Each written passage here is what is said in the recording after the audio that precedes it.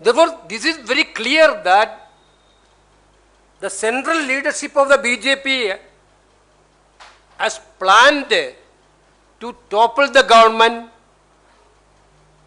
by horse trading, by hook or crook. In that way, they use this Pegasus software to topple that government.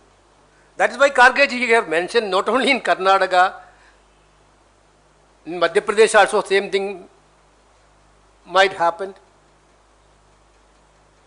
No, it is very shocking that the personal security person of former Prime Ministers, Mr. Devagowda, his phone also has been tapped.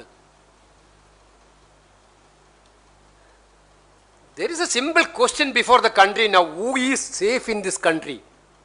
As far as his personal, everybody has to be careful in this country nowadays. There is no privacy. Our union government can enter into anybody's kitchen now. Even bedroom. Even bedroom. Even bathroom also. Therefore, this is not a simple issue. Government can't run away from answering these questions.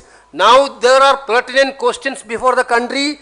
This Modi government cannot run away from these questions. What happened yesterday, Rajya Sabha? Minister has given a statement which has been actually contradictory to the statement which had been given in 2019. Then Minister of IT. Our submission is that government has to come forward for an open discussion. If they are thinking that there is no guilty in their part, why don't they announce a judicial inquiry under the Supreme Court monitoring?